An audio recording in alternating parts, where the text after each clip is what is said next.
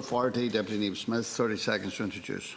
So the Department of Culture, Heritage and Gaeltacht has passed 5 acts since 2011. The question seeks to ascertain whether you believe the legislation which has been passed is operating as intended and what oversight there is of this legislation. I accept that a number of these are of a technical in nature. However, some of is considerable in scope. For example, Act on Gaeltacht 2012 provides for a statutory language planning process to support the Irish language and to provide for amendments to the board and function of Oireachtas na Gaeltacht, or indeed the Heritage Act. I do not wish to retreat the arguments or discussions which took place during the passage of this legislation. However, I am seeking to ascertain and identify the current mechanisms within the Department for the review of this legislation once it leaves the House. Minister, why has none been conducted? 2 minutes. Post-enactment reports, as referenced in standing orders of both Houses of the Oireachtas, serve as a review of the functioning of an Act 12 months following the enactment of a bill. And the Government's support for this process is reflected in the Programme for Partnership Government 2016. And my department was responsible for 6 acts passed by the Oireachtas during the period specified by your Deputy. The first is the Wildlife Amendment Act 2012, extended arrangements which set out in the Wildlife Amendment Act 2010 regarding provisions that deemed all holders of valid firearms certificates issued for shotguns between the 1st of August 2009 and July 2012 to be the holders of a hunting licence under the Wildlife Acts for the purposes of hunting game bird and hare species.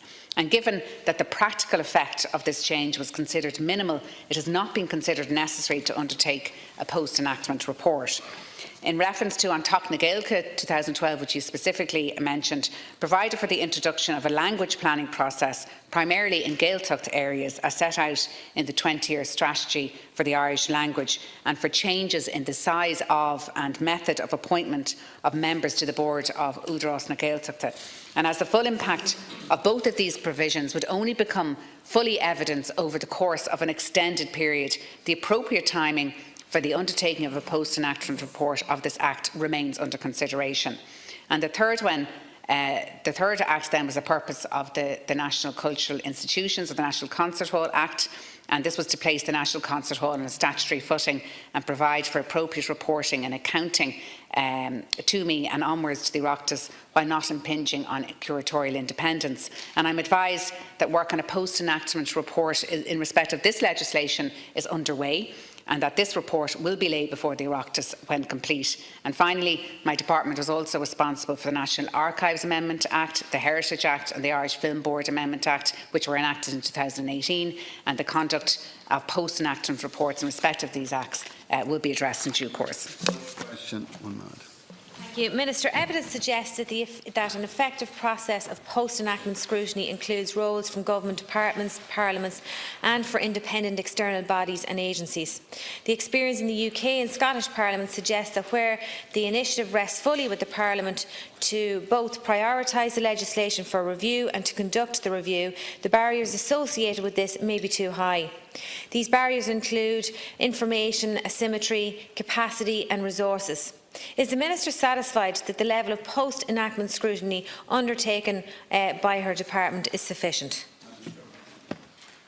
First of all, I briefly mentioned the various different acts, and it's important, if you look at the Oireachtas Library spotlight on this particular issue, it mentions here that while there is no single approach to undertaking post-enactment scrutiny, there is some consensus that its primary purpose is to ascertain whether the legislation, which is usually an act, has achieved the original policy objectives.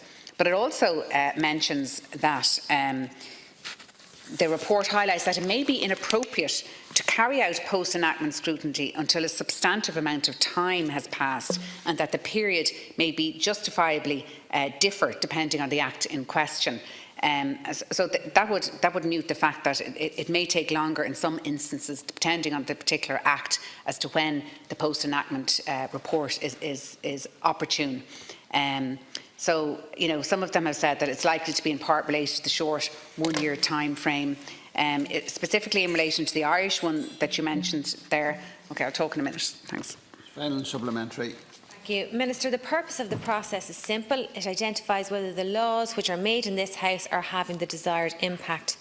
Indeed, the former and current programmes for government contain commitments to supporting that process. I fully accept that there is a limited capacity to deliver, and indeed that there is an equally on the Oireachtas Committee to request that these reviews are conducted. I'm not doing this because I am advocating the commission of a report into a specific piece of legislation or that I seek to influence the workings of the committee. I am seeking that the Minister outlines the process by which the Department ensures that the legislation does indeed have the impact that we desire. In response from the Minister.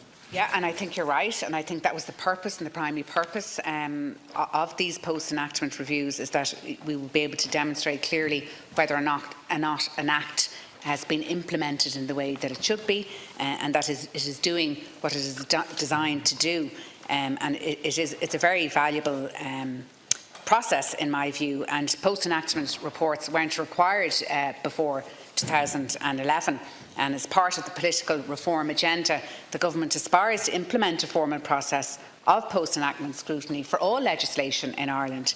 And the programme for government commits to support post-enactment review of legislation by Oireachtas committees. And this reiterated commitment to the concept by the last government as well. And while there's no single approach to undertake this type of scrutiny, there is some consensus that its primary purpose is to ascertain whether the legislation usually enacted has achieved, as I said, the original policy objectives. We'll move on now to